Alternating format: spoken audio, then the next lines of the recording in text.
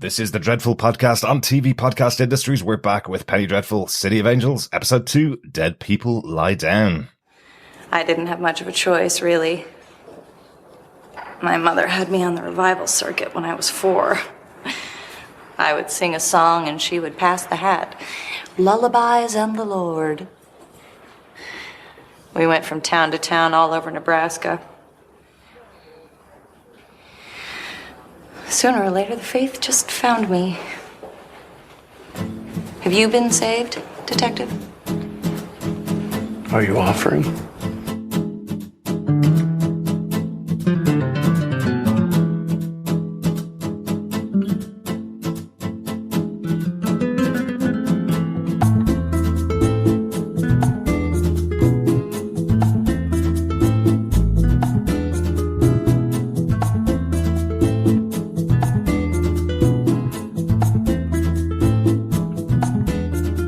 Welcome back, Dreadfuls and Penny Faithful. We're talking about Penny Dreadful, City of Angels, Episode 2, Dead People Lie Down. I'm one of your hosts, Derek. Hello there, fellow Dreaders. I am one of your other hosts, John.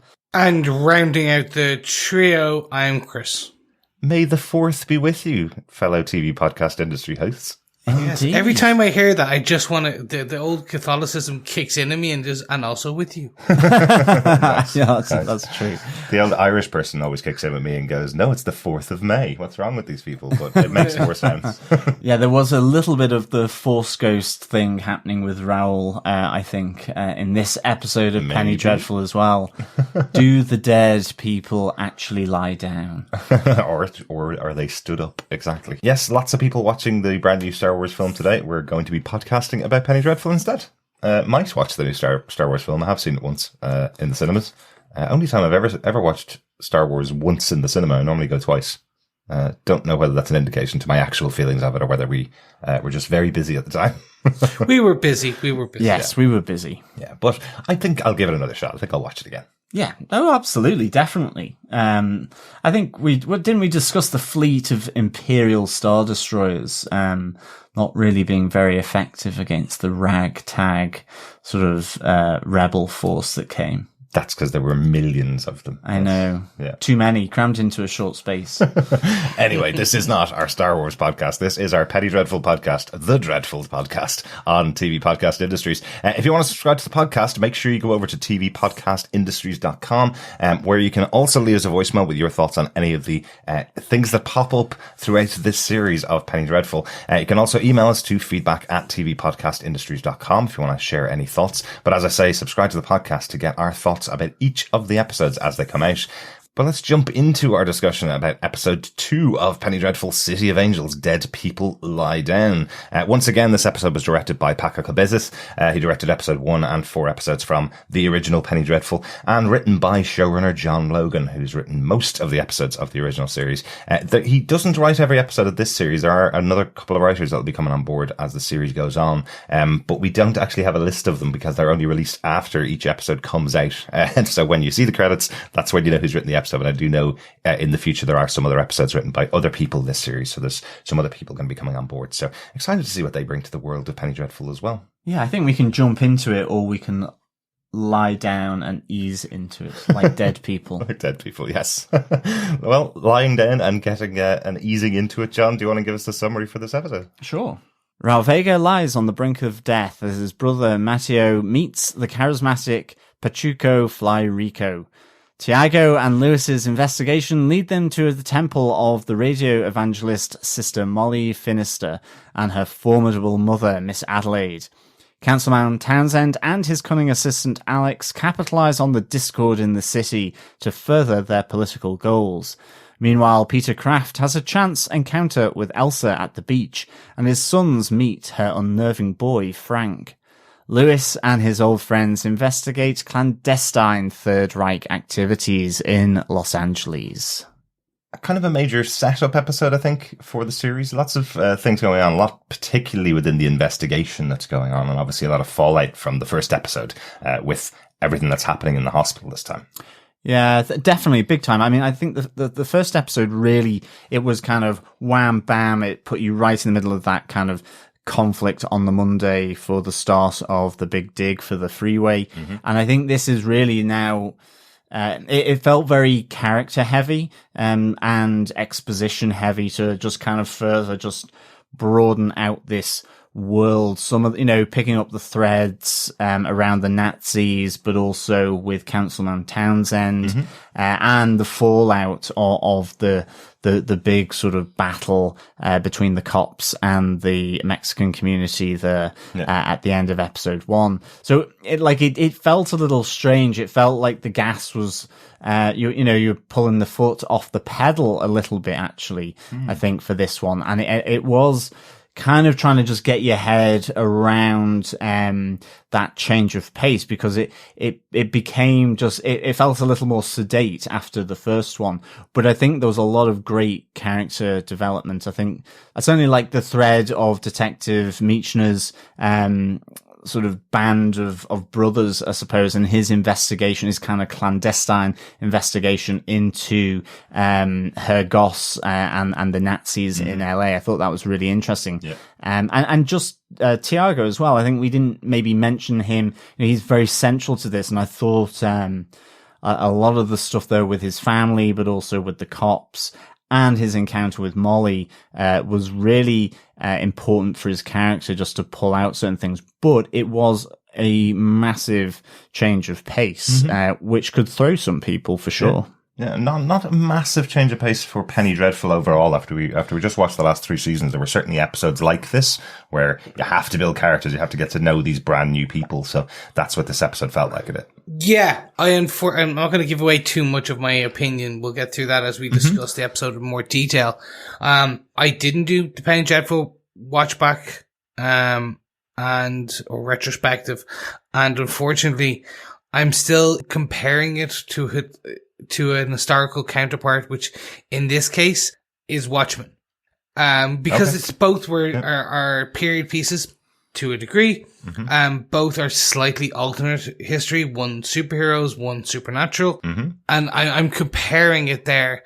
And I think John said it best, is they took the foot off the gas to show you the surroundings a bit more. So we sped through. It was an adrenaline rush of a first episode. And now it's like, okay, well, we're going to slow down and take in the scenery. And unfortunately, they took off too much off the gas, in my opinion. Right. They didn't justify why they slowed down as much as they did to take in the sights. But let's get into it, because I think that will kind of work through, and I'll be able to discuss a bit more of why I think you should have done something more here, there, or elsewhere. Yeah. And one thing I will say, after, again, watching the first 3 seasons of Penny Dreadful, I think it's adding something to what I'm picking up from the episodes this early on.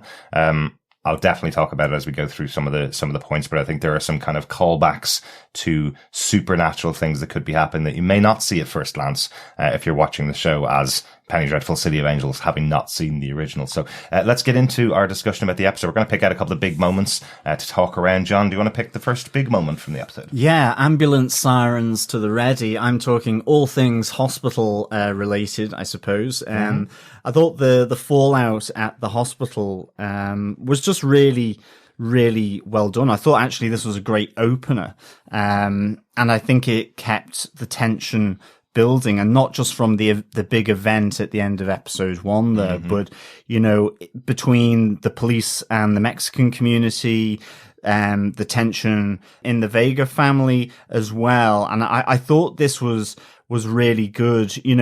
I think you have the kind of the nasty underlying awfulness of Captain Vanderhoff. I think you see a real bonding of Tiago and Michener in this episode. You get the sense that he is good with his partner, even though he was lumped with him at the end. You kind of have that nice sort of normal, that kind of cop buddy element where he's protecting Tiago's family. I do like, there's so much tear gas flying around. I could hardly see anything. And, I was so scared. I was trying to crawl up inside my own touche, so he didn't see anything. I think Nathan Lane has some absolutely great lines in this episode. I really, really liked him. Yeah, stand out in this episode, definitely. But you're right, the tension between the police and the Mexican community in this episode is really underlined. God, if that police officer Riley doesn't get killed by somebody throughout the series, I'll be really unhappy, because he's making me really unhappy to be Irish, because there is this stereotype in the US, because it was true, that a lot of Irish people join police forces around the country, and they're always the most racist characters in TV shows. And this guy Riley is taking the biscuit right now. He's really, really tough to watch because of his opinion and how it's directed towards Tiago, particularly. I get the feeling from his later encounter with another Vega member of the family. I get the feeling that I do not think he will be long for this world, and he may be poked by a different Vega member. But yeah, that scene where he walks in, when Tiago walks in, and he gets spit on, and I was like, oh, just punch him. But no, he just keeps pulling, pushes Michener through further, and I'm like, no, I would have just let him go. Well, that's it, isn't it? It's even just that it's like you kind of get it on a number of different levels, that you hear the doctor saying, well, we looked after the officers first, and then we got to the Mexicans, and even within the police force, even though Tiago was standing on that side of the divide with the LAPD, Riley still believes that there's a cheap spit and a cheap shot that he needs to get in with Tiago. But I like the resoluteness of Tiago saying, if I go through the back door into the hospital, I'll be doing that all my life. And I like, again, that Michener is ready to give Riley a punch here.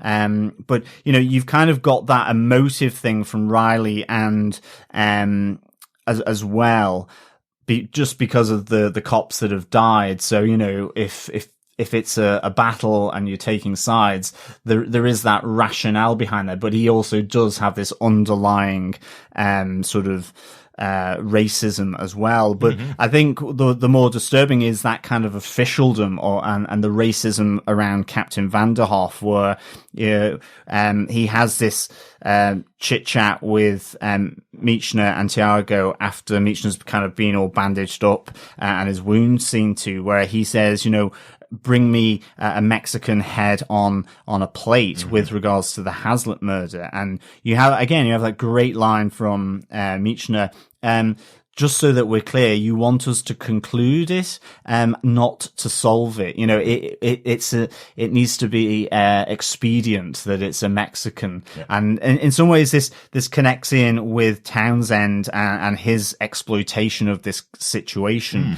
I even kind of like that Captain Vanderhoff, in a sense, he's so angry, prejudiced at the Mexicans that with the Hazlitts, he talks about some voodoo ritual, which, is more Creole Caribbean. It's not even, I know that it draws from elements of Mexican superstition, but it's kind of I think it's a different thing. Absolutely, really. Yeah, totally unconnected. But again, it's just showing his racism. We get a number of moments of it. You even see how he treats Tiago every time Tiago responds to him.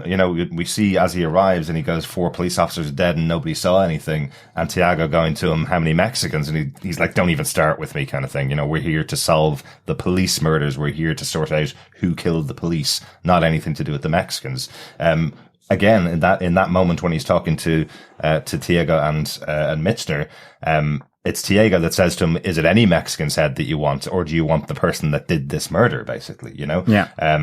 And you see the look from the captain, effectively going, "Just you stick out of this. This is police work. This isn't work for Mexicans." Yeah. There's so many great little elements that they have built into how Tiago and his family are being dealt with. You mentioned about the morgue where you have the crying woman over the dead police officer. And what Tiago sees out of the corner of his eye is a room where all of the bodies of the Mexicans have been dumped. Exactly. If you counted the bodies there, I think it's 6 bodies in that room. At least. And there's a number of other Mexicans who are fighting for their lives around the hospital. So many, many more Mexicans affected by this than police officers. But it's counted as 4 police officers. And it's even said at one point that the narrative that's being taken from this is the Mexicans started it. They cold-bloodedly killed these police officers. They're the ones that fired the first shot. And as we know, they didn't fire the first shot. The first shot was fired by a police officer. It's that officialdom of the narrative, but also, that plays into the fears or the prejudices of someone like Riley, and what Townsend is doing to the wider sort of middle class, upper class community in LA. I think, as well, just bringing it back to Riley with Mateo in the canteen at the hospital. Again, I just thought this was a great introduction to this character, Fly Rico. That image of the knife flicking and, Riley's pressing into Mateo's eye at the drink machine.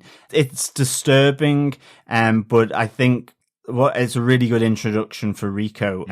But here, he's Riley. I think you pointed this out, Derek. Riley calls Rico by his name. He's not calling him some derogatory term for Mexican.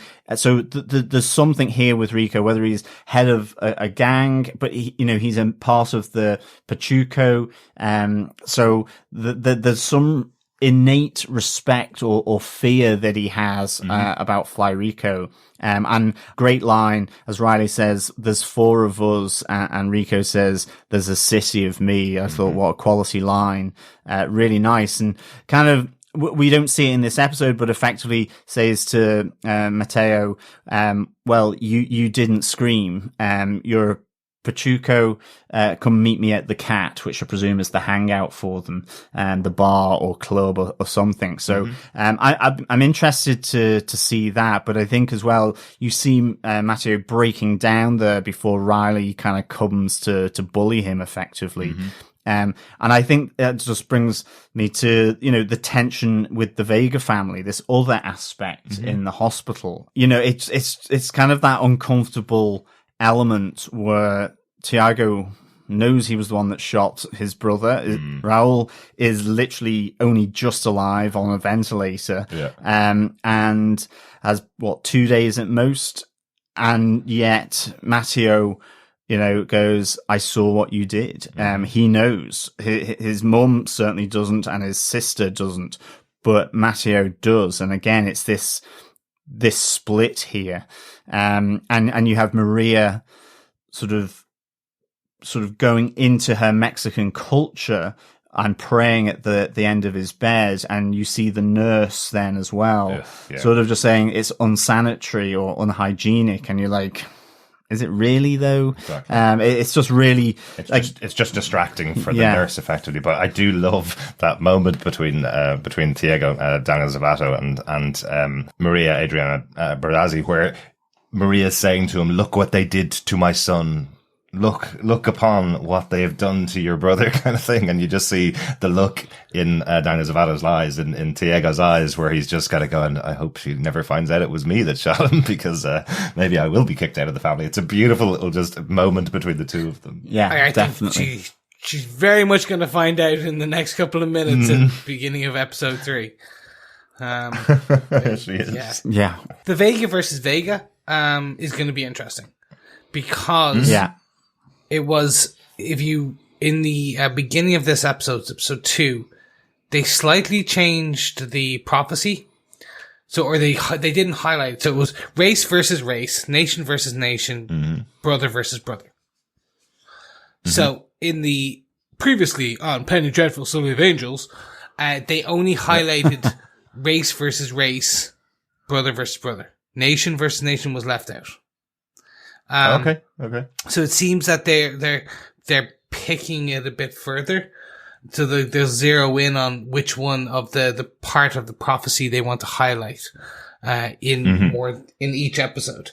I do now see, poor little, Vega Jr., going off to this gang, and kind of splitting the family further. It will be him versus him.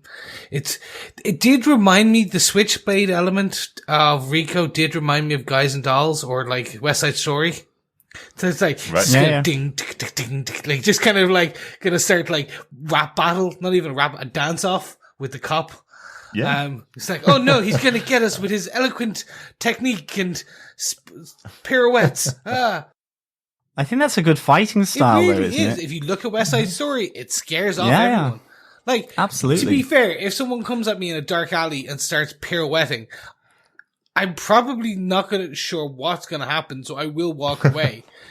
Especially if they're holding a switchblade. Exactly. Too, yeah. It's like the spin kill in Mortal Kombat or something like that. I'm interested to see where it all goes. I think that the whole race versus race is going to be front and center most episodes now. It's gonna become more. I'm. My only bit is I'm hoping they don't. Some of it felt forced, and I don't mean that in a bad way. It's just we know that the captain already doesn't like Mexicans. It was established in episode 1. So this just, his first comment kind of just, okay, solidifies that when they're outside. And it was just like the Mexicans did this. So when they're in the canteen and he's telling Tiago and Michener to conclude the Hazlitt case. And it's very obvious. It's just, that's the one where it's just like any Mexican will do.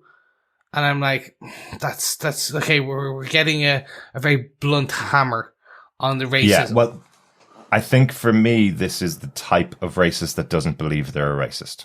So I think Riley has an opinion about everybody that isn't white.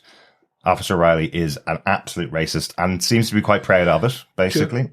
He's willing to get everybody and get rid of everybody and send them all back home. The councilman is also another racist who knows he's a racist but doesn't care. I think the chief believes he's not a racist, believes that all the things he's seen point to a Mexican, and he needs this closed down because he's under pressure from above. And I think his kind of arc that we've seen over the last 2 episodes is, this is how some people talk themselves into, I'm not a racist, when they are. I think that's what we're seeing from him. So I think he's a different type of racist. And I think seeing a character like that is important in this show if you're going to talk about race relations in LA at the time. There's going to be some people that are supportive of Mexicans like Lewis Michner who understand the trouble that they're going through. And you've got other people who just think, oh, well, I need to get my job done. And my job involves making sure that a Mexican is the one that's responsible for this. And they're the ones that are going to be brought to justice. And then that'll close it down and then I can move on with my day job kind of thing. So I think that's the arc that we're seeing from him. Yeah, it's almost like he's projecting institutional racism. Exactly. He doesn't necessarily believe that it is, but he is being told we've got to get a Mexican, or he's just looking at the crime scene and saying, well, it's Day of the Dead makeup, it must be a Mexican. And I think that's just who he is. So I didn't really see it as being hammered home. I just think that is Captain Vanderhoff.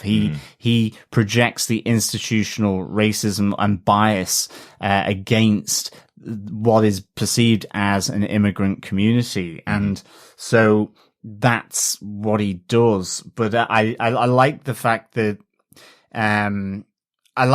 Tiago always kind of, challenges him on it. And I think that's the difference between him and Riley, is that with Riley, he kind of almost ignores him. It's Michener who is trying to fight Riley and not Tiago. Tiago's kind of ignoring him. Whereas with Vanderhoff, Tiago is always saying, which Mexican head? Or, well, how many Mexicans died? He's always challenging him. And it's like Vanderhoff is like, not now. I haven't got time to have this debate. Because there's part of me wondering, is it Vanderhoff who maybe promoted Tiago in and we just don't know yet?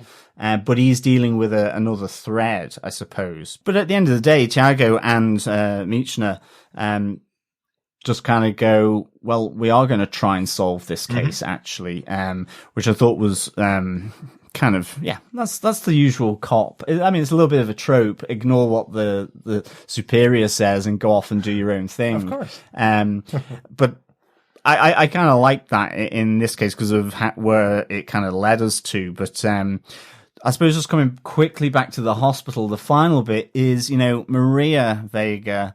Yes. She does a lot of praying. There's obviously no after hours get out guests at this time, given that she's still in the ward, still praying. But I think this was a great scene, and it was something I suppose kind of signposted in many respects with the fact that she would delve back to Santa Muerte.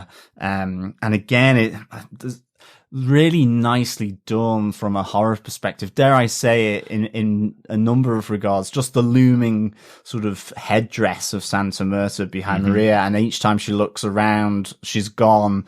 And then you get that flickery light and her, there's just, that's classic, horror. And of course, even though I've watched this episode twice now, I still let out a yelp when she turns around and Raul is there, bloody but awake and out of his bed. And I suppose the big thing here for me, it's a good ending to finish on that, but is he a zombie? Is he possessed or controlled by Santa Muerte in some way? Maybe a bit like with Magda and her multiple forms. Or is this a vision that Maria is seeing and actually he's still in the bed? I'm hoping he kind of comes alive just to really inject that superstition element into it. And, maybe he's changed in some way. Like he becomes as creepy as Frank Branson, the little kid, Elsa's kid. Because that would be cool, because that little kid at the moment is giving serious creepy vibes, and I reckon Raul could as well here. Absolutely. Well, remember, the episode is called Dead People Lie Down, and Raul's standing by the end of the episode. There's definitely allusions to what's happening here.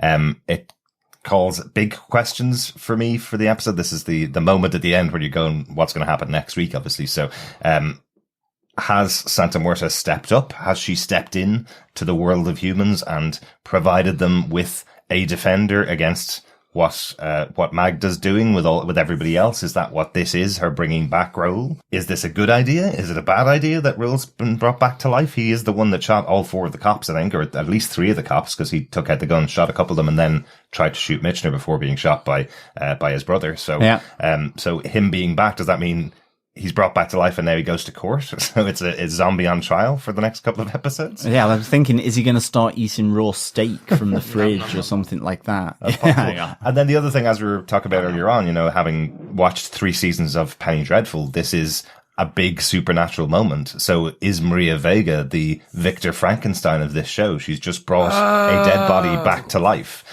So is Raul going to be the monster of the show? Is he going to be someone that's brought back and maybe he doesn't have a memory because he's been shot in the head? Remember, the doctor has said he may have some serious impact by being shot in the head. So perhaps he's the monster of the show. Does she know what she's doing when she asks a deity to bring her son back by praying to her? Is this a good idea?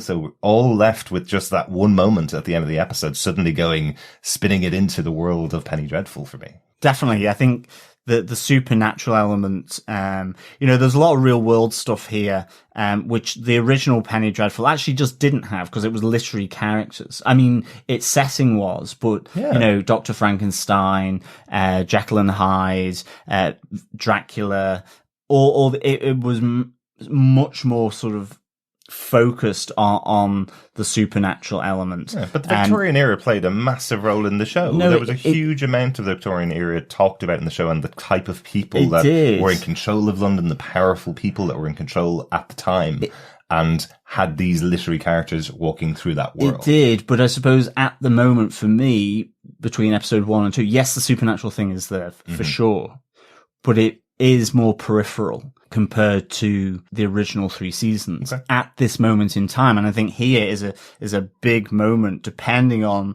how it's played, as to whether he is now alive, and Maria has that power to commune with the spirits for effectively to bring her son back from the dead in whatever form that may be, whether he is just alive and which is going to make it sort of awkward for Tiago, or he's kind of a slightly zombie, slightly off kilter, and maybe descends into a bit of madness. That's all I mean. But so, you know, this is a huge point at the end, I think. Again, I think Maria Vega is really good. I love how she didn't have as big as much screen time in this episode, most of it praying. But again, I think just that sequence in the hospital as she has brought Santa Muerte into the physical plane from a spirit domain, then it is really nicely played by her. I thought it was really good. She really does have a hotline to Santa Muerte. That's twice in a week she's brought a deity into the living world. Like, that's pretty powerful as a brujo, as a witch, isn't it? To be able to bring a deity to life twice or into the physical realm twice. Well, to be fair, Santa Muerte is the person that brings the dead to heaven or wherever. She is the courier. When Maria is lighting an open flame in a hospital ward right beside the oxygen tanks, well, very close to the oxygen tank, I was like, well, yeah, pretty much. You're just gonna, like, that whole ward now is going to be brought to need couriering, delivery. It's less unhygienic, more just plain hazardous. Yeah, exactly. Absolutely. I was like, that's kind of close.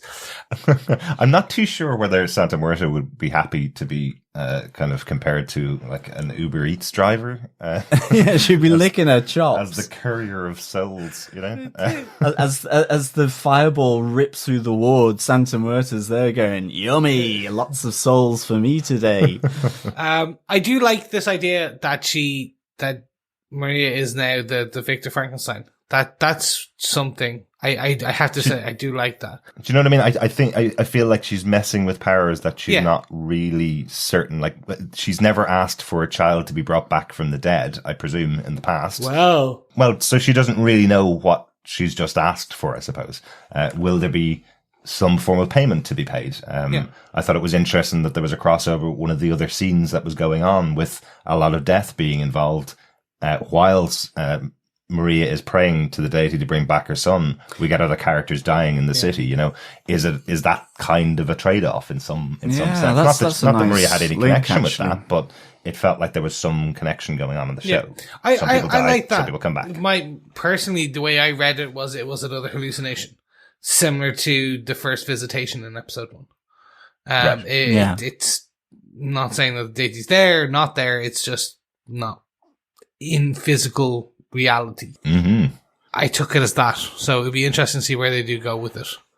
And again, this is Penny Dreadful, so it's going to take a little time to work out what way they're playing the show. Is the supernatural completely in existence like it was in the first 3 seasons of Penny Dreadful, or will there be things like people having hallucinations and they're being explained away that way? Yeah, interesting stuff. Anything else go on in the hospital that we want to talk about before we move on to Chris's big moment from the episode? Nothing from me. A lot of racists.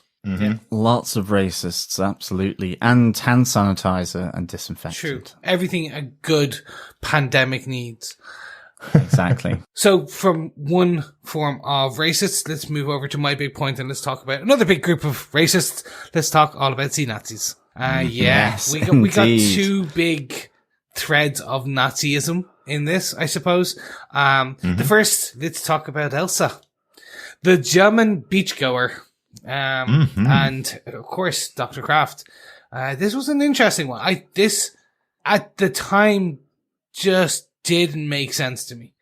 I was like, what is this scene? Like, why? It just didn't fit. I was like, all right, they're getting closer together. They're talking more about Berlin. She's giving the sob story about Berlin and no food and how, her American husband had food and that's why she went with him. Obviously there's an Agents of S.H.I.E.L.D. reference, which I'll let Derek call out. Everybody wants to go to Tahiti. It's a magical place. Absolutely. I couldn't resist when I was watching the episode after watching 6 seasons of Agent Coulson talk about, or 5 seasons talk about going to Tahiti. Every time they mentioned, I'll go to Tahiti, it just felt like it had been implanted in their mind, like it was from Agents of S.H.I.E.L.D. And I don't think there's a massive crossover between Agents of S.H.I.E.L.D. fans I don't think so. Penny Dreadful fans. So maybe it was just us guys when we were watching. I think it was a nice I think nod. all 3 of us were saying it.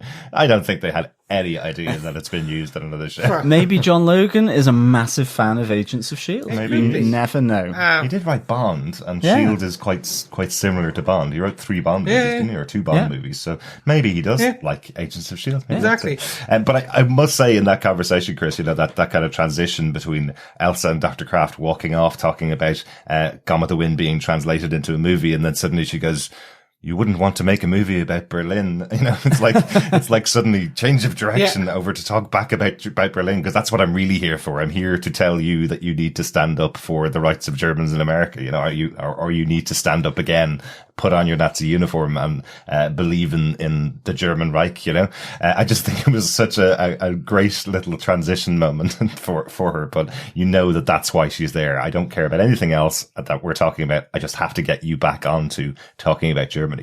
Yeah.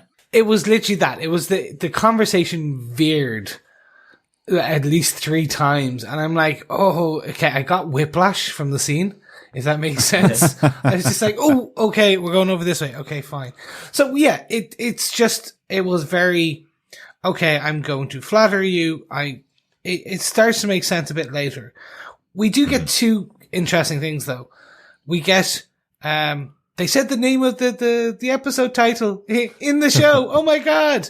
Where little, creepy Frank says dead people lie down. Although I'm wondering, can Craft's son, the more intelligent one, can he see through it? You mean Tom? Yes. Yeah, Tom. I thought that as well. I thought, I think at least he's unnerved by Frank. Yeah. And Frank is, I'm going to call him Frankenchild, because like Tom is a little freaked out by him, but it seems to be that kind of smile on his face when, he's explaining Bojest and again, the origins or the point of the movie, around putting all the dead people standing up to make it look to the Arabs that there's obviously way more French Foreign Legion soldiers in the fort to kind of scare them off effectively. And he goes, but dead men lie down. And then he just says all dead. And he's kind of got this grin over his face. But as then, as they're leaving and Dr. Craft and Elsa are saying goodbye and, Frank is saying goodbye to Tom and Trevor. Tom is just kind of like looking at him going, there's something not right. And you get this moment as Elsa touches Frank where, she kind of goes evil, she lets the mask slip really. She's kind of like squinting and peering, staring at, I think it is Tom. I have a feeling Tom may be in big trouble here, to some extent, because he doesn't quite trust Frank. There's something not quite right about him and it might blow her cover. But I thought that was quite, interesting. I can see Tom not wanting to play with Frank ever again. Just that look on his face was absolutely priceless where he's like, uh-oh, we've got the weird kid. Can we get rid of him somehow? And remember, Chris, Trevor's not stupid. Trevor's just ill-informed. Exactly. I love that. Like, can you imagine your dad saying that about your brother in front of you? How proud you'd be that you're the smart one and your dad has told you your other brother is the stupid one. Yeah. You didn't learn anything. Exactly. You can imagine how happy you'd be. Well, Tom wears glasses, you see. Trevor doesn't. Exactly. Because Trevor's got the modern kind of swimsuit on for men, whereas Tom has still got the male bathing suit, which a few of them had. I think I could actually rock one of those on a beach, to be honest, because it would kind of just hide some of my imperfections of my body. Well, we are in quarantine like at the moment, my massive so we beer can gut. get you a little paddling pool at the back, and we can have Costa del Harrison down the back, and just Costa del swimsuit. Costa del swimsuit in that. I like it. One pause, one kind of side note there, John. I did love that as we're talking about this show, John went, and then obviously they talk about Bojest and they talk about this thing about about them standing up the dead people. Bojest is a movie from 1939 that I am guaranteeing none of the three of us have actually seen. No, we haven't. So your use of obviously there is one of the reasons why we don't use obviously on TV podcast industries, because we have never heard that movie before. But weirdly, two characters in this show talk about it. Lewis Michner talks about it with Tiago, which I thought was really interesting, that two different characters would talk about this movie that we hadn't heard of. It must have been a movie that came out around the time. It came out in 1939, but the show's set in 38. I'm sure that doesn't matter. There is a reason they're talking about this particular movie in the show. There has to be a reason why Beaugest is the reference point for two different characters at the same time. I think it's to do with the fact that Raul is a dead man standing at the end of the episode, but will we see all of the dead standing by the end of the series against the enemy, the racists in the city, the Nazis in the city? Will all the dead rise again by the end of the series? Again, another little supernatural Penny Dreadful thing popping into my head. Well, I think the 2 points of it is that, and I think you really see that Frank is Magda here as well, because when he says this, they're all dead, that intimate relationship with her sister Santa Muerte and the souls, like she's absolutely in tune with that. And I think that is the thing. That's why I think when Elsa touches him, and obviously we know that he sort of Terminator 2 morphs back into her, that actually Frank is Magda as well, that she can take other forms, maybe. Or that's my kind of view on it. And it relates to Raul in that setting, whereas for Michener, what you're really getting is that he talks about it being a con. It's this illusion to the Arabs to stop them from attacking, because there's only 3 Foreign Legion soldiers left, and that's in the context of the Joyful Voices ministry, that they're being conned here from Miss Adelaide. But I thought, I suppose with the Beaugest movie, I've not necessarily seen it, but there's other movies where that kind of thing has happened. I think the one with Michael Caine in South Africa with the Boer War, whatever, like Zulu, that kind of idea of trying to show that there's more people than there actually are. And I think Carry On Legionnaires or whatever, don't they kind of don't they do that or something? I think well, one other touch from the Wikipedia entry about Beaugest that I learned was that the 3 people that are alive in the French Legion are all 3 brothers as well. So the 3 brothers joined together in the Foreign Legion in that movie. So another little thing from the Wikipedia entry, because I didn't get time to watch the 3 Vega brothers that may be a symbol. Okay, nice. Perhaps. I do think that's really interesting, but yeah, they did knock it on the head a bit. It's like, have you seen this film? Oh my god, it's about these dead people, and they stack them up, and then it's the exact same. I was like, okay, this is something that we need to research a bit more. Yes. So I did want to move it on slightly, because there is one additional point about Dr. Craft that we need to bring up, and obviously Elsa, is that she is not just a beach goer, she is a dream goer, an imagination goer, a goer just in general. We do get this scene, and now we briefly discussed it off air, so I want to see what everyone thinks. We'll put it out to the audience. So my take on this scene is that Dr. Craft is essentially imagining Elsa there in place of his wife. That's how I took it, to be honest. Yeah, it's basically fantasy. He's starting to fantasize about her. He gets into it a bit too much through the fantasy, begins to asphyxiate his wife, who at the end of it does not like that, and basically says, "You don't do that to me ever again. Don't treat me like," I believe something along the lines of a slapper or a term from the 1930s. She's effectively saying, don't treat me like a hooker from the certain street where hookers would have been around in LA. I'm your wife. I'm not to be treated like that. Yeah. And for me, what instantly came back into my mind was one of the major characters, or the major character from the original Penny Dreadful. One of the central parts of her, I suppose, challenges throughout the 3 seasons is every single time she had sex, it ended off badly. The second time I think she had sex, it was a possession of a demon while she was having sex. So that suddenly popped up in my head. I was kind of going, maybe this is something else that Magda is doing. Maybe Magda has actually projected herself into the body of Mrs. Craft, and she is actually there for that moment. Maybe that's what's happened here. Maybe it's not just his imagination. It's actually her beaming herself into into the body of his wife. So they are actually having sex for a split second, in his mind, or what's going on. It's another way to control Dr. Craft, another way to push him towards leaving his wife and going with her, kind of thing. You know, it can be imagination, as you guys thought. It absolutely could be, but all I keep thinking the whole time is, this is Penny Dreadful. This isn't just a show called City of Angels. Yeah. So it's such a close reference to some of the things that happen throughout the original 3 series. You know, that there was that moment with Vanessa Ives having sex with Dorian Gray, where she gets possessed by a demon while having sex with Dorian Gray, you know. And with Mina's fiance that causes the first possession. And so I mean, sex isn't always quite as simple. It's very complicated in the Penny Dreadful world. I mean, although that said, the beginning of that scene with Dr. Craft and his wife actually having sex, it was the most simple sex. Yes, exactly. That was, I was like, oh God. Yeah, while we were watching the very awkward. Yeah, we were watching the live tweet going on for other fans of the show at the time, and everybody, as the scene started, was like, "Oh, please don't show us that kind of sex scene on television. Nobody wants to see the unsexy sex scene on television." Absolutely.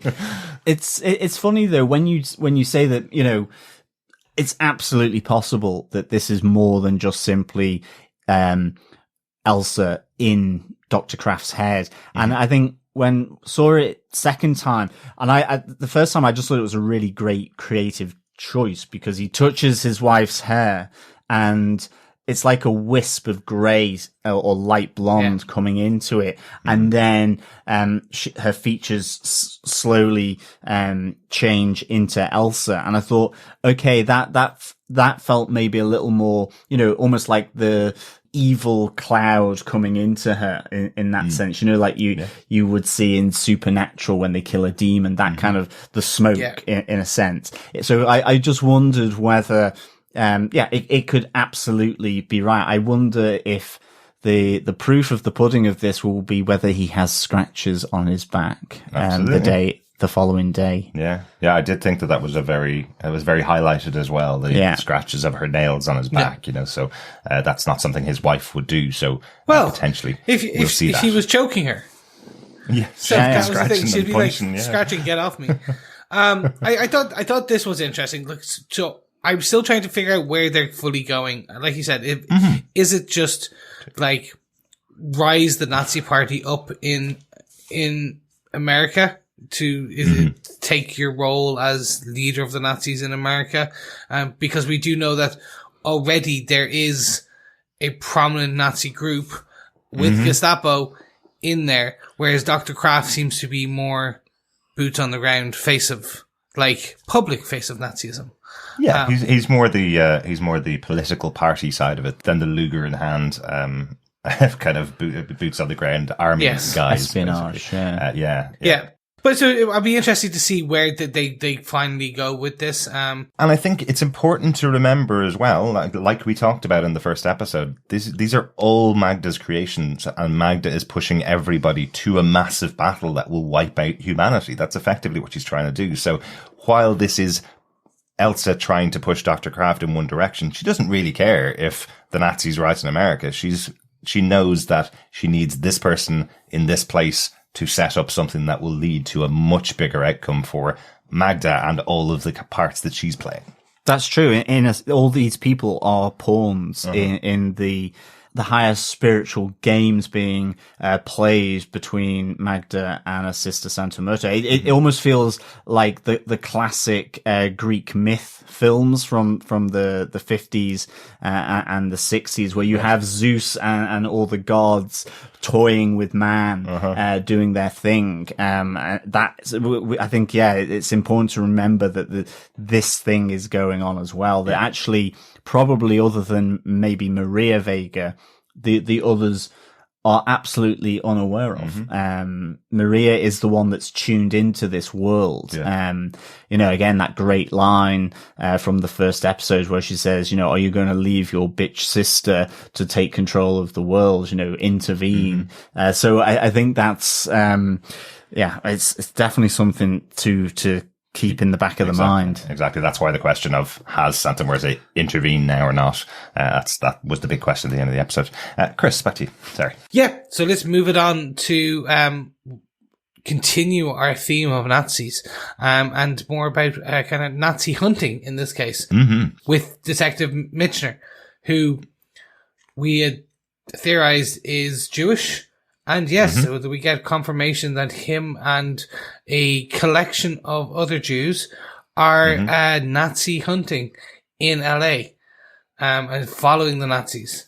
It is very much I got huge thematic kind of. There's an Amazon show we discussed previously called Hunters, but that's set in like 1970s.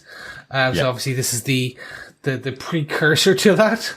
And it's pre-World War II, remember, as well. So that, this is something talking about Jewish people in America being fully aware of what the Nazi Party will be doing to Jews in Europe and could possibly be doing to Jewish people in America as well. So, I really like seeing this playing out on screen, this idea that it wasn't, something that nobody was aware of that was going on in Europe.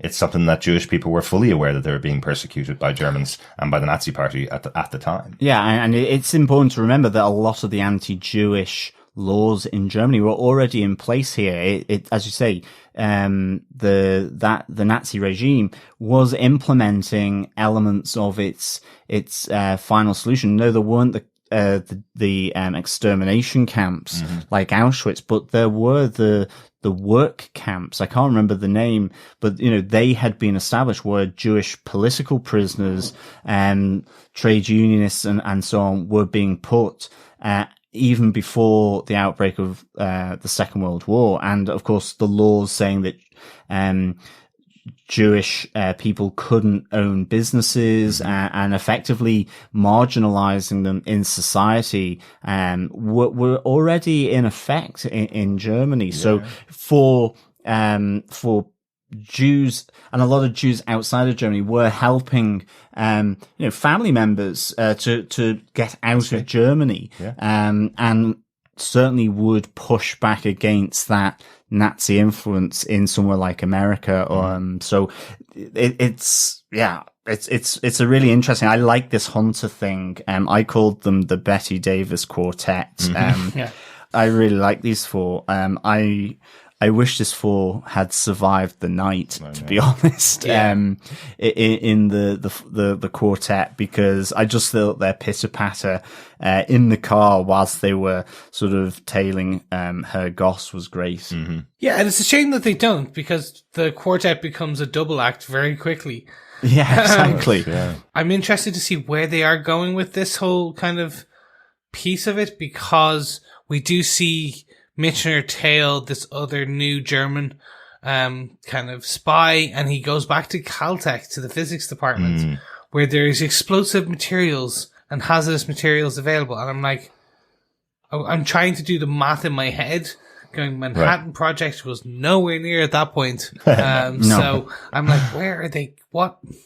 Is that, again, back to Magda's See the World Burn? It's like, is she trying to set off the atomic bomb like years earlier? Yeah, it could be, because the Manhattan Project came from something. It wasn't just a new, this idea of standing on the shoulders of giants, and it is a physics lab. So certainly it could be the theory and technology of nuclear fusion that the Nazis are trying to tap into from the American research base here. For sure. Absolutely. That's such a quick scene, though. Like, we had to watch the part twice just to see if there was anything there from the kid as he goes into the physics department. We can't tell whether he's crying, laughing, frustrated about what he's being asked to do. It's a very, very short amount of time we spend with the kid, but I'm sure that's something that's going to come out in future episodes. But you're wondering whether he's being pressured into joining the Nazis and following them, just like the councilman was last week, using some of his beliefs to get him incorporated and working for the Nazi party, even though he may not want to go against America, But I love the scenes with these four characters, the Jewish hunters. I love just even from Richard Kind, who's the big guest star from the episode, the one that really stood out. I love him in the backseat kind of going, you think some retired, some old age pensioners like us are going to be the ones that are going to stop the Fourth Reich? Love the kind of pressure they're putting on themselves to be the ones, the saviors of Jewish people in America. I think it's a really interesting one. Yeah, there's a lot of threads in this episode. And I'm curious how they're going to thread them all together. And I think that's like, as podcasters, as we discuss these episodes, we usually try and find the themes to pull the review points together. And to be fair, I had to literally just kind of jokingly put together some Germans and the Nazis together to discuss two major points, because the threads really don't interconnect right now. So I'm interested to see how they will connect. And that's kind of, it's that big, that's the more lingering question I have. So the how. Yeah.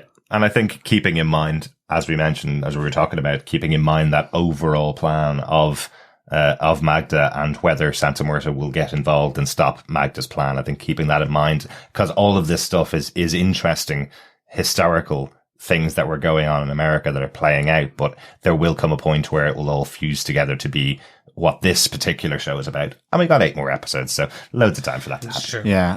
I think one of the lines as well from, so it's Sam Bloom and Anton Shevik, are the two that follow, Herr Goss and the Gestapo agent Kurt, and unfortunately are sort of, murdered there. I wonder if Tiago and Michener are going to investigate that, certainly because obviously they're Michener's friends.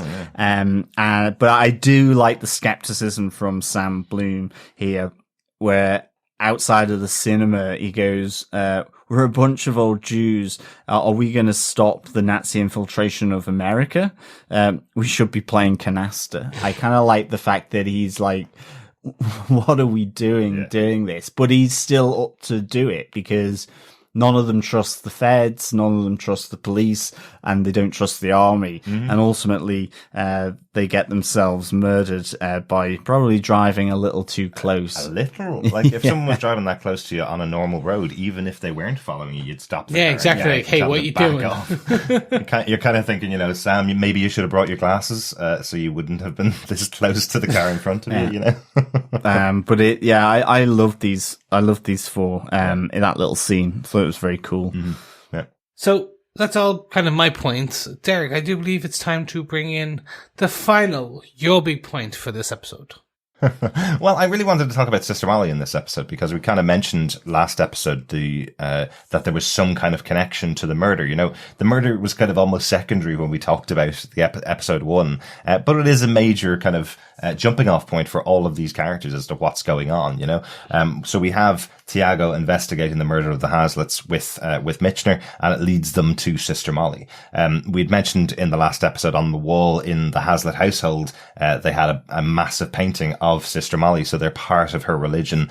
She's this radio presenter, broadcasting all the way across America, which made us wonder whether she was going to be another evil character for the show. And it seems like in this episode, Sister Molly is not an innocent, but she's certainly a sweet character who is very easily able to wrap Tiago into her beliefs in a way. She's almost convincing him to relook at his belief in God, which I think is an interesting point that comes out of their conversation. She asks him, does he have the grace to believe in God before trying to save Raul, his brother who's dying, because she wasn't able to find that grace when she was trying to save a young boy. She was actually saying she hopes he passes on so he can go to heaven with God, which is not what people were expecting her to do. They're expecting, someone like Sister Molly to cure people who are sick and bring them back. Whereas she was kind of saying, well, heaven's the place we all want to get to, so maybe we should send this child off to heaven. And then ended off going home and cutting her wrists afterwards. It's a really interesting conversation because it feels like there are moments within it where she's talking about, superstardom or stardom and fame, where she's saying this was all pushed on me because my mother had me doing this at 4 years old. And eventually, I think that the words she uses, eventually the spiritual side came to me. Yeah. Not that she was spiritual from the age of 4. It's that eventually after doing this over and over again, the belief, or at least the spiritual, whether she believed it or not sure, but at least the spiritual side came towards her. And again, my final big Penny Dreadful type moment for me, there's a moment as Sister Molly is introduced to the crowd where she's introduced with, she only has a song and a smile to fight off the demons. Is that that's the way they say it? And she's standing at the microphone backstage, and there's almost a moment where it looks like she's channeling a spirit. It does look like she is actually being possessed by something to go on stage, because she just raises up, the smile comes in her face.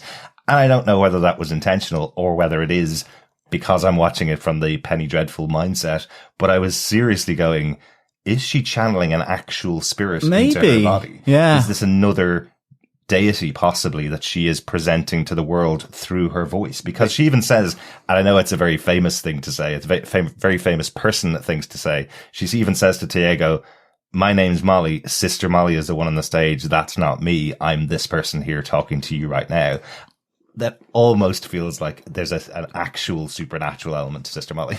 It could be. Yeah. I mean, I think we have to see a little more. I mean, definitely. In some respects, I was more in the WWE moment where you have the announcer. This was kind of like the Royal Rumble of church service, which I thought was fascinating because it would be how you would do it. I thought it was, like he says, your righteous sister Molly in our battle with Satan, armed with only a smile and a song, your own sister Molly, and then it comes on stage. But it was proper Royal Rumble sort of wrestler introduction here. I suppose she is wrestling with the forces of evil, so and darkness. But I like how that played for me, and it's a reason. It's a close to true story as well. The character is based on Amy Semple McPherson, who was a massive personality back in this time. She ran for a number of years. Some mysterious things happened to her that I'm not going to talk about in the podcast. Some things happened that may have a supernatural element to them. Let's say that. But there is a real character who was someone that used entertainment and songs, popular songs of the time, to get across the idea of worshiping God. The song that Sister Molly sings in here is "I Can't Get Started" by Ella Fitzgerald, which would have been, Ella Fitzgerald's fantastic, a major song, I suppose, at the time.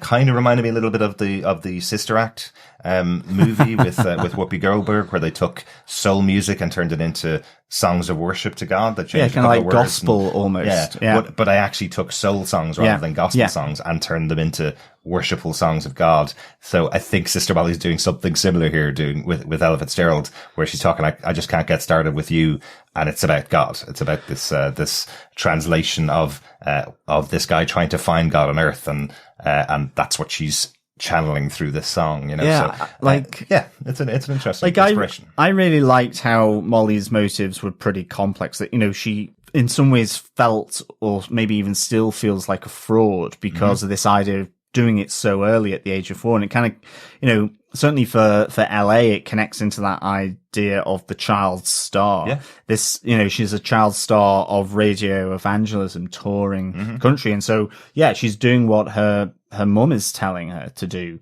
And it's almost like, well, do I want to do this? Can I do this in my own right moving forward? Maybe child actors have, where child actors played for the cutesy part. Well, when puberty hits, is it still the cutesy part, or do they have no interest in acting, and they do something else? So I liked how that all connects in, but I liked her complexity about that. Speaking of May the 4th be with you, and this idea that maybe she is the religious Jedi master that adds that spark, identifies in Tiago his own power and connection to what his mother has. And as you say, maybe kicks that off, I think, could be really, really interesting. I even just wondered whether there may just be a good old fashioned romantic spark between the two.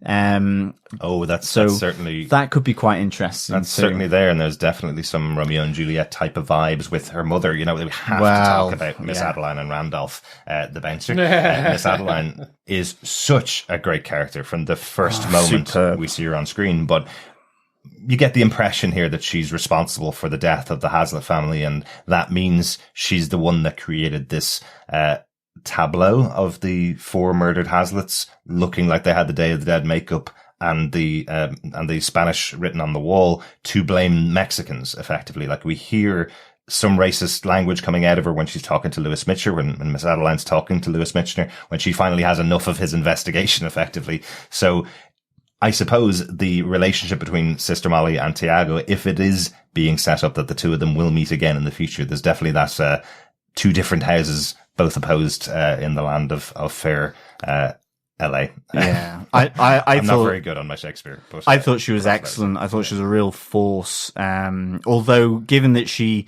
is, founder of the Joyful Voices Ministry, she didn't look very joyful at all. And I loved her interaction with Detective Michener, with Lewis Michner. I loved that he wasn't taking any shit, and he was kind of both playing her and winding her up. All the way through that like interview, off the cuff interview. I just thought that was really good, sort of back and forth between the two. Absolutely. Even like Lewis's first line with it. I get it. Communing with God, right? Grand. Let's just move on. It's like, I get this is your excuse for me not seeing your daughter, right? Let's just move on to the next thing. But Adeline is so good at avoiding questions. It's something that that you can really tell she's kind of done this many times before. Maybe not with the police, but definitely with interviews she's had in the past. Tiago's asking her the question, does Hazlitt have an office here? Did he have an office here? And she goes, he has an office down the other side of town. Leave here and go down and investigate that. And then they push again and go, does Hazlitt have an office here? And she goes, well, yes, but the public aren't allowed into it.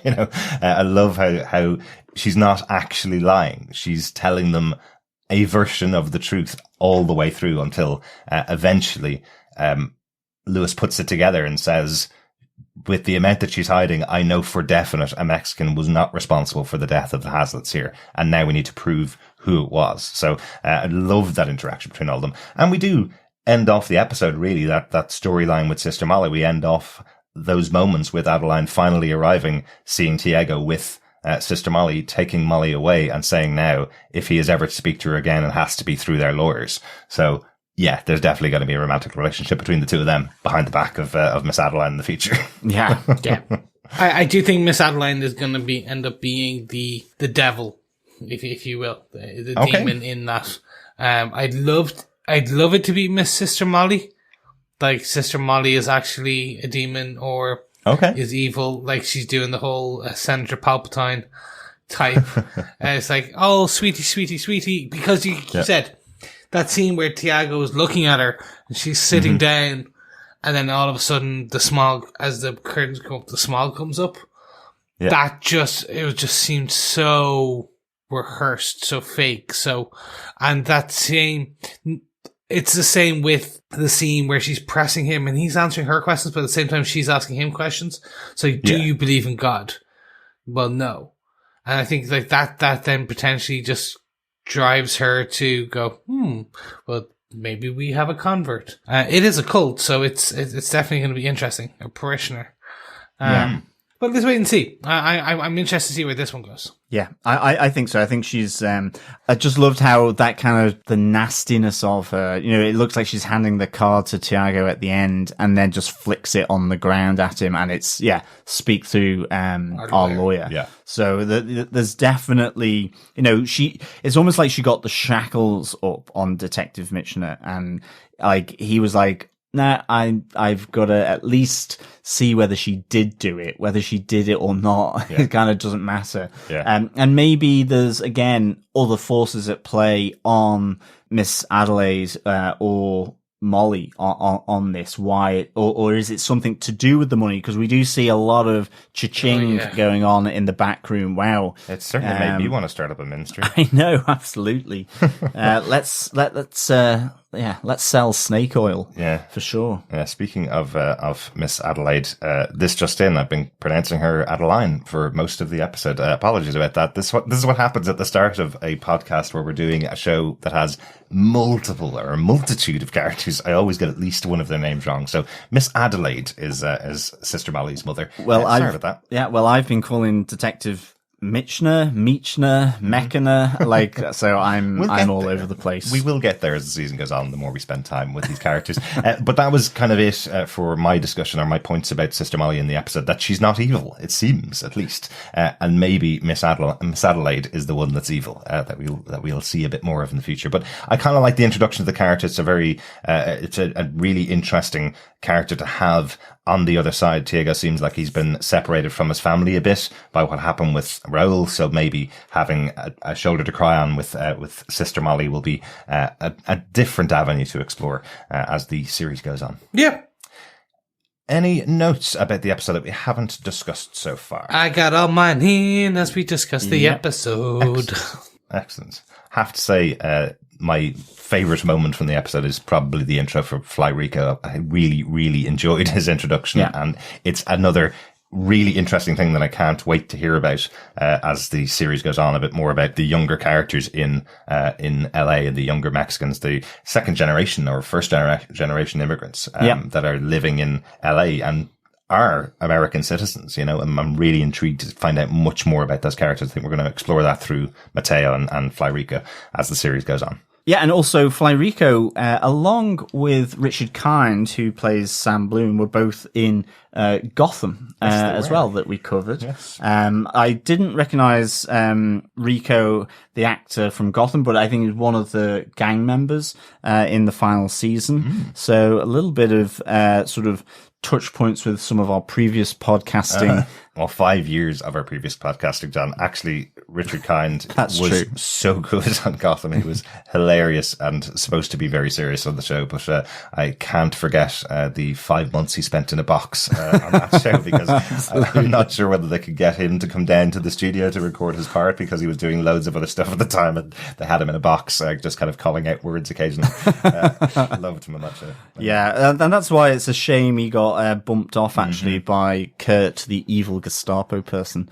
My only other two notes were there was no real theme tune coming into this, so the first episode kind of brought us straight into the action, really, and I was thinking there may be an opening credit sequence, just because the theme tune from the first 3 episodes is kind of so iconic. But they've not really gone down that road. It seems that it's really just a very brief opener here, with not the same kind of opening sequence as seasons 1 to 3 of Penny Dreadful. So that was just something I kind of noted, because it was one that we didn't skip for the entire 3 seasons. We watched that opener every single episode. It's just so it's good. Interesting it's not there anymore, especially in a show that has no outbreaks either. There's, it's straight from, it's a straight 1 hour from when it airs to when it ends, so to not have a theme tune seemed like an odd choice in the show. We've got quite a good Joe Pekaski, who does the music for the show, is quite a good composer, so it's just a surprise that we don't have a theme tune. So really again, it was just something I kind of spotted. I really like Natalie Dormer on the beach. There was a moment where she's speaking English, but with the noun and verb the other way round, which is how the Germans would speak when she's talking about her husband, Mr. Branson, and how she really only just connected to him because he had food and they were starving from their time after the World War I in Berlin. But that even in his uniform, he was still fat, and that's why he's not at the beach, is because his body, he doesn't like, instead of saying enclosed spaces, it's space encloses, which I just thought was a really nice, intonation was just really nicely done there. I thought That really to me sold a German lady learning English and still kind of just getting the, speaking naturally as she would think through German. So those little touches are nice, I think. I think after the two of us lived in Switzerland for 2.5 years, we lived very close to the German border, so we met a lot of German people, and their English is far better than my German, absolutely, without a doubt. But those little touches that both Rory Kinnear and Natalie Dormer bring out in an American or a German person trying to speak American English, where they're just slightly getting tenses confused, because German is a very straightforward language in comparison to English. We have a lot of it's very structured. Exactly. It's a very structured language in comparison to English. A lot of things that we say in English don't translate directly into German, but a lot of German words translate absolutely directly into English, but you need to flip tenses sometimes. So I thought it was a really good nod to German speaking English. And it's kind of endearing, even though she is the mother of evil. Yeah. It was like, that's endearing. Exactly. Like you would expect that they would probably speak German to each other. Yeah. But they're going to try English with each other. I have to say, I do really like the accents, and the dialect coach, obviously, they were given is fantastic, just for even those little bits. But unfortunately, I've been destroyed by BBC German kind of like hello, and Dad's Army, and Blackadder, and they were all played for comedy. Exactly. So it's just that I have the comedic dramas. German accent in my head. Mm-hmm. And that's just, it all sometimes overlays on top of this. So I just automatically, I do hear the very comedic German accent being overlaid. So I just, for me, it's a tough one. I think they're doing a fantastic job. It's just, I've been ruined by other British German accents. Let's put it that way. There you go. That's the best way to end on that. I love it. That's it for our discussion about Penny Dreadful City of Angels episode 2, Dead People Lie Down. We forgot to do it last week. Really sorry. It was the first episode of a new show. I did get John to re-record his final thoughts about the episode and give it a score. So overall, Chris, let's give it to you. What did you think of this episode overall? Overall, it's the weakest of the two. Of course, there's two, so one has to be 50-50 better than the other. No, they took the pedal off the gas. We sped through the first episode, and it was adrenaline filled. It was rush blood to the head. Any other themes I can kind of title tracks I can put in here? I think the word trope is what you're looking for. There we go. Thank you. It was almost like I forgot my own trope. Anyway. I think they went heavy on exposition on this, so I'm going to reserve a lot of judgment until I see episode 3. Yeah. If episode 3 is still at the same pace and same stopping to smell the roses, almost, I think I will start to get annoyed, or at least disinterested in some of the plot points. Okay. I want to see where it goes in episode 3. I'm reserving judgment. If we are stack ranking, 1 is better than 2. Right. Let's not stack rank. That's going to be really difficult to keep a track of as we go on through the episodes. 1 is better than 8, then it's better than 3. Then no. Exactly. It's one long narrative, right? So, so let's see how it goes.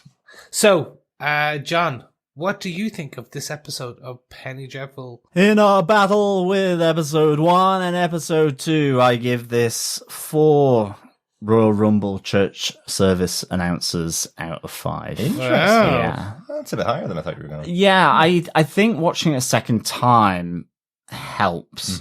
For sure, because I like the character development, and there's a lot of stuff. I think all the scenes in the hospital are just like a really great way of just in a nutshell capturing all these different tensions going on in the society, which I thought was done really well. Just from Tiago seeing those dead Mexicans in the closet room, and seeing, comparing that to the lady, the cop's wife, and how they were treated. I mean, even just the dismissal from the doctor. Well, he's only got 2 days. Well, is that because he's only got 2 days, or we need the ventilator for someone else who's more important? And also with the Vega family. I loved, getting introduced to the, Joyful Voices ministry, which certainly looking at the slapped face of Miss Adelaide, she looks anything but joyful. But she what amount of money pouring in. I know. she must be on cloud nine, but she looks anything but. This was great. I loved coming into that. I loved the skepticism of Lewis Michner. I loved the interaction between Tiago and Molly, and seeing that maybe she's this more complex child star of radio evangelism than simply just a sweet cotton candy girl with an evil, dark, molasses type heart, So I really like that. And what can I say? The Betty Davis Quartet I loved, and it's a real shame that they've become a duo now, with Dottie and Lewis still left. I didn't feel like Dottie was as involved as even the other two were. She was much more involved in her crossword puzzle. She was much more engaged with that, for sure. I did like how she looked up from the paper, put her glasses on, as her goss came out of the bar or wherever they were downtown.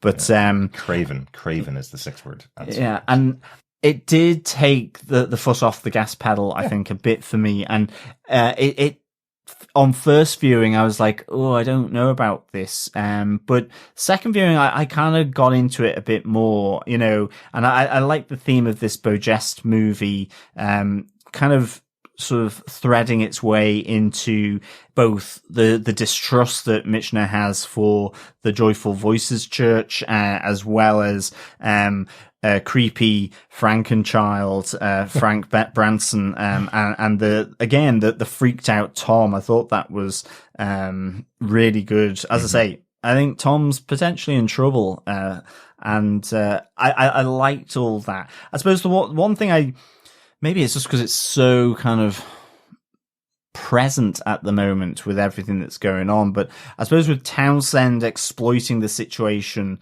kind of driven by the whispers of Alex's advisor, it was fine, absolutely. But I suppose in this day and age, that kind of exploiting division through a particular event seems like old hat at this stage. So I was like, oh, okay. But it's not exploiting the dead cops, John. It's honouring them. I know, exactly. The community. Yeah, exactly. And yes, John Logan has been very, very open that this show is about 2020. It's not about 1938. This is a supernatural show set in 1938, but it's absolutely about the kind of things that have been going on in the world over the last 3 or 4 years and are still going on right now, even in the world of a pandemic. So, yeah. And I think finally, I do like the tantalizing potential of Raul, whether he's alive or whether he's somehow controlled by Santa Muerte, or Santa Muerte taking physical form, or whether it's just a vision. Elsa and creepy Frank Child connecting in, and this idea that maybe that sex scene, there's a lot of tantalizing supernatural elements here, which I really want them to develop, I suppose, and make a little bit more upfront, for sure. Yeah, great.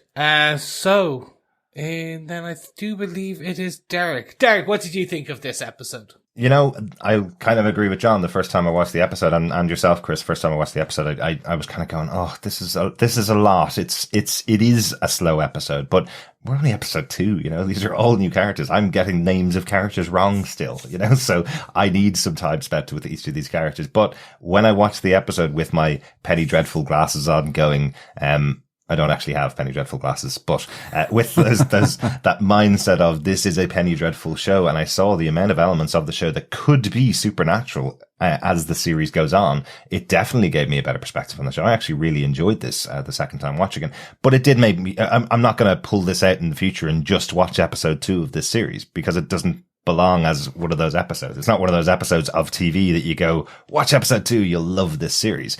It's something that's going to form into the narrative of the series. And it gives me a lot of hope that there's some good seeds being planted here in this first episode, particularly with what's going on with Magda's various versions with Alex and with Elsa and what they're doing and their kind of manipulations. But I'm really intrigued by what happened at the end with Maria and Santa Muerte. Did Maria just call on the supernatural to bring back her dead son or her dying son to life? Did she just use a massive power? She better to bring back somebody that shouldn't be in this world, effectively. So will that call back the biggest mistake of Victor Frankenstein, bringing somebody back from the dead? So I'm intrigued, definitely, after watching this a couple of times, but it did take definitely that second watch to enjoy it more.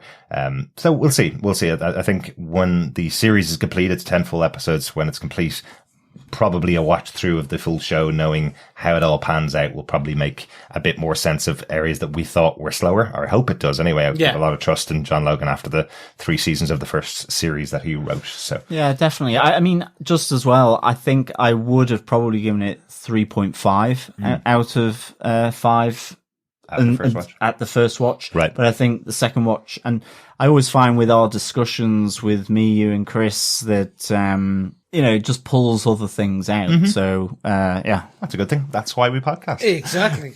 Let's get on to your thoughts about this episode of Penny Dreadful. We're going to go on to feedback. If you want to send in any thoughts to us, we record on Mondays after the episodes have aired. Send in your thoughts to feedback@TV Podcast Industries, or join us over in our Facebook group, where we put up a spoiler post every week on facebook.com/groups/TV Podcast Industries, and we'll give you a penny for your thoughts. There you go. I'm trying to work out a way to get the title of our feedback section, Penny for Your Thoughts, into our announcement of what's coming up.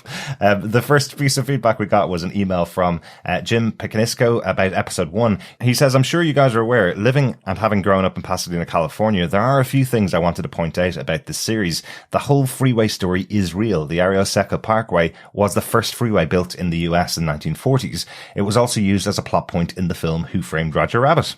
The citizen unrest at the time was real. Also, when even more citizens were displaced from the same area about 20 years later, when Dodger Stadium was built in Chavez Ravine. Another cross-reference for LA and race issues during the early 40s would be the 1981 film Zoot Suit. Just chatting though. Thanks for the podcast, Jim in Pasadena, California. Thanks so much for your email, Jim. I know I was aware of the Arioseco Parkway, just purely because I'd seen that interview with John Logan, where he talked about this whole idea of displacing citizens around America, forming areas that of racial tension within various cities. So I was aware of that, but I completely forgot that it was part of Who Framed Roger Rabbit. Yeah, me too. I absolutely remember that the road being built into Toontown in that movie, but it's been quite a while since I've seen it. I do want to watch it again though. Would it be on Disney Plus? No, it won't. Probably not. Probably not. And it's interesting, the idea of history repeating itself as well with the Dodger Stadium, as you mentioned there, Jim. So yeah, really good. I've never seen Zoot Suit, the film from 81. So thanks for giving us direction in that way. Absolutely. But the Pachucos are Zoot Suit wearers. You probably saw Fly Rico in this episode being a very cool guy, just dressed in his regular outfit. So the Zoot Suits will be coming in to this show as the episodes go on. Thanks so much for joining us, Jim. That's really thanks, good. Jim. Hope you'll enjoy the podcast and join us for the rest of it. Yeah, thank you so much, Jim. It's great to have someone from the actual area with all these nuggets of information and history, so please send them on. It's great to have you. We also got a message over on Twitter at TV Pod Industries from JT Wilkins, who said, I feel like Tiago isn't able to see Magda when she's in her true form, but if he were to meet Alex, Elsa, or Rio, he would be the only one to notice the similarities between these women. Yeah, that could be it. I'm starting to feel that there's definitely going to be someone's going to have to be able to connect those dots, and most likely it will be Tiago, the marked Santa Muerte man. Yes, you're wondering whether she's imbued him with some kind of power, with that mark that she's placed on him, whether he will be an agent of Santa Muerte in the fight against Magda, or whether she cares at all. Yeah. At the end of the day, the reason why Magda's saying Santa Muerte doesn't care about this battle is because, well, she's providing all of those souls for her to take onwards, and that's her job. So yeah, I'm really like the idea though, JT, that this could be something that he's been imbued with, that he has the ability to see through those lines. And, you know, how will he be in a situation with all of these versions of Magda, or many of the versions of Magda in the future? Because right now he has no connection with the councilman, and he has no connection with Dr. Craft at all. So perhaps he'll see them in the future. Yeah, and with the pressure from his mother Maria, and also now this newfound relationship with Molly, will he be spiritually awakened so that he can allow the force of Santa Muerte's touch to run through him? Definitely, and I hope no metachlorians involved on this one. Yeah. Thank you so much, JT. Great for hearing from you. We also have one final piece of feedback, which is a voicemail from the one and only Steve Brown. Hey guys, it's Steve. Wow, what a great second episode, and that ending just makes you want to wish you could go immediately to the next one, of course, because just seeing Adam Rodriguez up and standing, whether he's alive, dead, I don't know, just really, really great. The scenes with Natalie Dormer playing Elsa, and then of course the transformation when Peter Craft is with his wife, obviously was weird, and little Frank with the title of the episode, you know, was another great moment there, shared by him and the other boys, and just a lot of good stuff in this. I think I want to say that Molly, the character, seems genuine, and I really hope she is. I hope they don't follow the trope. I mean, obviously her mother looks like her mother's definitely into something more than genuine helping people, but I'm hoping the character of Molly really is kind of wanting to help people. And the rampant racism 80 years ago in Los Angeles, you know, it didn't change. It's terrible to say, but there still is a certain level. I mean, it's getting better, obviously, but there's still that rampant kind of racism towards the Mexican American population and others. But that scene with Riley and Fly Rico and Tiago's brother, I don't remember what his name is now, was a tense scene, but you see that Riley is just kind of a bully who's going to back down when he's pushed. Anyway, I'm going to try to watch it again before next week, but can't wait to hear what you guys thought of this one. Talk to you later. Excellent. Thanks so much for that, Steve. Yeah, you know, that scene particularly with Fly Rico and Mateo and Riley, I really did like that scene, because it feels like you actually do have somebody that's able to stand up to these racist bullies in the city, because at times it's just surrounding Tiago so much, and he feels so used to it almost, that I think you mentioned it earlier on in the podcast, John, that he's just willing to kind of let it pass by him. Even when he gets spat in the face, he just walks on because he's so used to it. And it's kind of nice to have a character like Fly Rico introduced here to say enough's enough. And he doesn't even say anything. All he says is, I want a bottle of pop. But it's enough to make these bullies back down and walk away because they don't want to start anything. So, and the flick knife. And the flick knife, but they didn't say anything. He just opened the flick knife. But it's enough. Yeah, really, it's really good to see something like that in this episode. I would let someone to the drinks machine if they pulled a flick knife on me. I'd be like, okay. Yeah. It is a real shame that obviously the racism that was there present in 1930s is still evident in the US, but yeah, I'm glad it is getting better in a lot of circles. But yeah, sadly, there are still evil people who believe they're better than others in the world. So yeah. I think the Riley Fly Rico scene was excellent. I loved that for sure, Steve. I think too, I'm hoping Molly is the genuine person that she comes across in the kitchens of that I suppose soup kitchen or whatever it was. But and certainly I think Miss Adelaide is, you know, the evil part of that kind of relationship. There's other things going on there with her. I suppose one of the things I always thought was really good about the first 3 seasons was that, you know, people were very grey, and even someone like Malcolm Murray came across as an absolute nightmare in some episodes, and actually pretty insensitive, and you didn't really root for them. But, you know, things changed, and there was that grayness there. And I'm wondering if with John Logan, the way he writes, whether, she could be one of those characters, Miss Adelaide, where, yes, she might be protecting her church, she's protecting her daughter, but ultimately could be saved herself. Maybe. And not be quite so awful as she's came across in this episode. Yeah. But who knows? It all really depends. But yeah, I think for me, Steve, it was a really good second episode. Certainly after I'd seen it a second time, I kind of just connected in with it a bit more than on initial viewing. But yeah, thanks for your thoughts, Steve. Absolutely.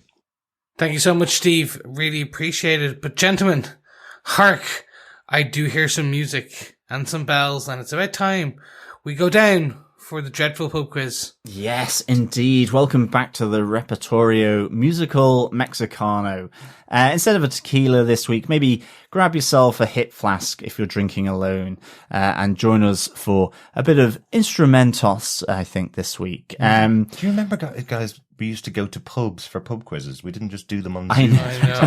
I know. Because it does feel like much more that you're going to be grabbing a hip flask at home rather than going and grab a tequila in a bar, right? So, well, you'd take the hip flask in to the pub and just order a Coke because it was cheaper, and pour the vodka or the old whiskey in. Yeah. Or even one of the naggin bottles. I do remember those days. Student days. Buy the soft drink. Although probably these days you would actually take in the soft drink and not the shot because they're so expensive. As we say, Irish up a Coke. There. Yeah, Irish up a Coke for sure. But yes, this week's question from episode 2.